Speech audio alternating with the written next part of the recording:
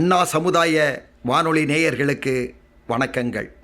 சிறுகதையும் சிந்தனையும் என்ற தலைப்பில் உங்களை சந்திப்பது சொல்வேந்தன் என்கிற டி.எம். செல்வக்கனி என்பவன் ஆவேன். அன்பு நேயர்களே, சிறுகதைகள் மனிதனை பக்குவப்படுத்தக்கூடிய நல்ல கருத்துக்களை கொண்டவைகளாக இருக்கின்றன. அருமை நேயர்களே, இன்றைய தினம் இப்போ ஒரு சின்ன கதை. டாக்டர் ரமேஷ். இந்த ரமேஷ் டாக்டர் ரொம்ப நல்லவர். அவற்றை வைத்தியம் பார்க்கறதுக்கு பல மைல் கிலோமீட்டர் தூரத்துலேருந்துலாம் நோயாளிகள் வர்றாங்க. அவருடைய கிளினிக் மொத்தமே ஒரு 10க்கு 10 சதுரடி உள்ள இடம்தான். மக்கள் நடமாட்டம் உள்ள இடத்துல வச்சுருக்காரு. காலையில் 8 மணிக்கு வந்துடுவார் கிளினிக்கு. 12 மணிக்கு சாப்பிட போவார். அப்புறம் 4 மணிக்கு வருவார். ராத்திரி 9 மணி ஆகலாம், 10 மணி ஆகலாம். இதுதான் அவருடைய வழக்கமான தொழில். அவருடைய நோயாளிகள் சிலவங்க வெளியூர்லேருந்து வருவாங்க. நல்ல அன்போடு பேசுவார், வைத்தியம் பார்ப்பார். பார்த்து முடித்த உடனே கேட்பார், ஊருக்கு போகிறதுக்கு பஸ்ஸுக்கு காசு இருக்கான்னு கேட்பார். இல்லைன்னா அதை கொடுத்தும் உதவுவார். எனவே இவர் மக்களால் வணங்க தகுந்த ஒரு நல்ல டாக்டர். அதில் எந்த குறைபாடும் கிடையாது. சில டாக்டர்கள் சிரிச்சிட்டே கையை பிடிச்சாலே போதும், நம்ம நோய் தானாகவே பறந்து போயிடும். டாக்டர்கிட்ட காட்டிட்டோம் அப்படிங்கிற ஒரு நல்ல எண்ணம் மனசில் உருவாகிடும். அந்த ஆனந்தத்திலே நம்மகிட்ட இருக்கிற நோயெல்லாம் பறந்து தானாக காற்றா பறந்து ஓடி போயிடும். அப்படி ஒரு நல்ல எண்ணம் உள்ள டாக்டர். பணமாக அது வரும் போக நமக்கு தேவையில்லை, மக்களுக்கு சேவையே உயர்ந்தது. இதுதான் அவருடைய உயர்ந்த உள்ளம், உயர்ந்த எண்ணம். நல்ல டாக்டர். இப்போ ஒரு நாள் அவர் கிளினிக்கில், ஆனால் எப்பவும் அவருடைய ஆஸ்பத்திரியில் கூட்டமாக இருந்துக்கிட்டே இருக்கும். ஜனங்கள் வருவதும் போவதும், எப்பவும் கூட்டம் நிறைஞ்சே இருக்கும். நம்ம ஊர் ரேஷன் கடையில் கூட அவ்வளோ கூட்டம் இல்லை, அவர் ஆஸ்பத்திரியில் அவ்வளோ கூட்டம் இருக்கும். ஒரு நாள் அவரை தேடி குமார்னு ஒருத்தர் வரார். குமாரை பார்த்தோன்னே டாக்டர் தான் சீட்டில் இருந்து எழுந்து நின்று, என்னப்பா குமார் எப்படி இருக்க அப்படின்னு அவருடைய கையை பிடிச்சி 2 பேரும் பேசிக்கிறாங்க. குமார் டாக்டருடைய கிளாஸ்மேட். 2 பேரும் ஒரே பெஞ்சில் உட்காந்து படித்தாங்க. குமார் கிளாஸை தூங்கிக்கிட்டே இருப்பார். டாக்டர் நல்லா முழிச்சிருந்து கிளாஸை பூரா கவனிச்சிட்டே இருந்தார். இது முழிச்சிருந்து கிளாஸை கவனமாக கணிச்சனால இவர் டாக்டர் ஆகிட்டார். அவர் தூங்கிக்கிட்டே கிளாஸ் கவனிச்சனால ஏதோ பாஸ் ஆகி ஏதோ தாசில்தார் ஆஃபீஸில் ஒரு வேலை கிடச்சிது. அது ஒரு கார்னர் சீட்டை வேணும்னே கேட்டு வாங்கினார். ஏன்னா கார்னர் சீட்டு தான் யாரும் வர மாட்டாங்க, உட்காந்து தூங்கிக்கிட்டே இருக்கலாம்னு.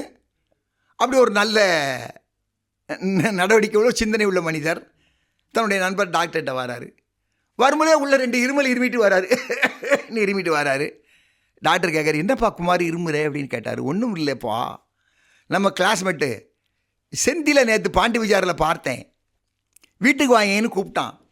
சரி, நம்ம கூட உட்காந்து படித்தவனாச்சே, வீட்டுக்கு கூப்பிட்றானே, ஏதோ ஸ்கூலில் வாத்தியாராக இருக்கான்னு சொன்னான் அப்படின்னு அவன் வீட்டுக்கு போனப்பா. அவன் வீட்டில் அவன் காஃபி சாப்பிட்றியா, டீ சாப்பிட்றியா, கூல்ட்ரிங்க்ஸ் சாப்பிட்றியான்னு கேட்டான். நான் காஃபினாலும் அவன் 10 நிமிஷம் வேலை செய்யணும், டீ கேட்டாலும் 10 நிமிஷம் அவங்க வீட்டம்மா அடுப்பில் நின்று நமக்காக டீ போடணும். எதுக்கு அடுத்தவங்களுக்கு சிரமம் அப்படிங்கிறதுல கூல்ட்ரிங்க்ஸ் கூடப்பான்னு கேட்டுட்டேன் அப்படின்னார். கூல்ட்ரிங்க்ஸ் கொண்டு வந்தாங்க ஐயா. ஒரு பெரிய ஃப்ரிட்ஜை திறந்தாங்க. முதல்ல ஒரு 2 லிட்டர் பாட்டில் எடுத்துகிட்டு வந்தாங்க. டேபிளில் வச்சாங்க. ஒரு ஜான் உயரத்துக்கு ஒரு டம்ளரை கொண்டு வந்தாங்க. டேபிள் வச்சு அதில் ஊற்றுனாங்க கூல்ட்ரிங்க்ஸை. கொஞ்சம் மிக்சர் தந்தாங்க. மிக்சரை சாப்பிட்டுட்டு கூல்ட்ரிங்க்ஸ் சாப்பிட்டோம்ப்பா. வெளியில் இருந்தோடனே எனக்கு நெஞ்சுக்குள்ளே பூரா சளியாக வந்துடுச்சு கட்டிக்கிட்டு, என்னால் ஒன்றும் பண்ண முடியலை. இல்லை இந்த கூல்ட்ரிங்க்ஸ் தான் காரணம் அப்படின்னார். அப்போ அவர் சொல்கிறாரு, டாக்டரு ஏன்பா அவங்க தான் டீ போட்டு தரேன்னாங்களே, சாப்பிட வேண்டியது தானே அப்படின்னா. நம்ம ஒரு வீட்டுக்கு போகிறோம், டீ போட்டு தாங்கன்னு அவங்கள ஏன் நான் சிரமப்படுத்தணும்? அவங்க மனசு கஷ்டப்படக்கூடாதுங்கிறதுக்காகத்தான் இருக்கிறத தாங்கன்னு சொல்லி சாப்பிட்டேன் அப்படின்ட்டார். கூடாது, உன் உடம்புக்கு என்ன ஒத்து வருமோ அதைத்தான் சாப்பிடணும், மாற்றி சாப்பிடவே கூடாது டாக்டர் சொல்கிறார். அப்புறம் இவர் சொல்கிறார், வேறு வழி இல்லை, சாப்பிட்டுட்டேன், இப்போ என்ன செய்யலாம்? நீ வழக்கமாக ஒரு ஊசி போடுவியே, அதை மட்டும் போடு, எனக்கு தானாக கோணமாயிரும் அப்படிங்கிறார். ஊசியை போடுறார். அப்போ டாக்டர் கடைசியில் ஒரு வார்த்தை சொல்கிறாரு, இந்த பாரு குமார், நீ எந்த நண்பன் வீட்டுக்கும் போ, எந்த சொந்தக்காரன் வீட்டுக்கோ எவன் வீட்டுக்கும் போ, கவலை இல்லை. ஆனால் 10 நிமிடம் உனக்காக செலவு செய்யாதவர்கள் வீட்டிற்கு நீ ஏன் செல்லுகிறாய் என கேட்குறார். இதோட இந்த சின்ன கதை முடிஞ்சு போச்சு. இந்த கதை சொல்லக்கூடிய அர்த்தம் என்ன? நமக்கு நம்ம வீட்டுக்கு யார் வந்தாலுமே அவருடைய உடம்பு நோகாமல் இருக்கக்கூடிய அளவிற்கு என்ன உணவு கொடுத்தால், டீ கொடுத்தால் நல்லதா, காப்பி கொடுத்தால் நல்லதா, இல்லை என்ன கொடுத்தால் நல்லது, இதை யோசித்து பார்த்து கொடுங்க. நிறைய வீடில் நம்ம பார்க்குறோம், 2 லிட்டர் 3 லிட்டர் 4 லிட்டரு கூல்ட்ரிங்க்ஸை வாங்கி ஃப்ரிட்ஜில் வச்சிடுறாங்க. விருந்துக்கு யார் வந்தாலும் அவங்கள உட்கார சொல்கிறாங்க, நல்லா உபசரிக்கிறாங்க, எல்லாமே செய்கிறாங்க, அந்த பாட்டிலை எடுத்து எடுத்து ஊற்றுறாங்க. அருமை நேயர்களே, இந்த பழக்கத்தை நாம் விட்டு ஒழிக்க வேண்டும். விருந்தினர் வந்தால் அவர்களுக்கு ஃப்ரெஷ்ஷாக போட்டு கொடுங்க. எனவே அருமை நேயர்களே, நம் வீட்டுக்கு வருபவர்களை புன்னகையோடு வரவேற்பது மட்டும் போதாது, அவருடைய உடம்புக்கு ஒத்து வரக்கூடிய உணவுகளை கொடுப்பதுதான் சாலச் சிறந்தது என கூறுகிறேன். அதே சமயத்தில் அந்த டாக்டர் அந்த குமாருக்கு ஒரு சின்ன ரகசியம் சொல்லி கொடுத்தார். அது உங்களுக்கு நான் சொல்கிறேன், வாழ்க்கைக்கு தேவையானது தான். இப்போ நம்ம ஒரு கல்யாண வீட்டுக்கு போகிறோம், ஐஸ்கிரீம் நமக்கு ஒத்து வராது, ஆனால் நாக்கு அதை பார்த்தோன்னே எச்சு அப்படியே ஒழுகும். ஐஸ்கிரீமை விட வேண்டாம்னு சொல்கிறாரு, விட வேண்டாம், சாப்பிடுங்கன்னு டாக்டர் சொல்கிறார். சாப்பிடுங்க.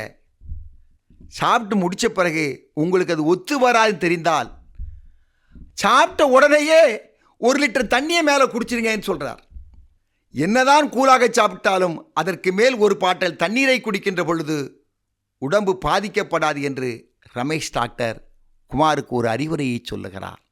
அருமை நேயர்களே, நம் உடம்பு எதை ஏற்றுக்கொண்டால் ஒத்து வருமோ அதை விருந்தினர் வீட்டுக்கு போனாலும் கூச்சப்படாமல் சொல்லி கேளுங்கள். அருமை நேயர்களே, உங்கள் வீட்டுக்கு யார் வந்தாலும் அவர்களுடைய உடம்புக்கு என்ன தேவையோ அதற்குரிய உணவை கொடுத்து மகிழுங்கள் என கூறி விடைபெறுகிறேன். நல்லதோர் சிறுகதையோடு மீண்டும் சந்திப்போம் நேயர்களே. நன்றி, வணக்கம்.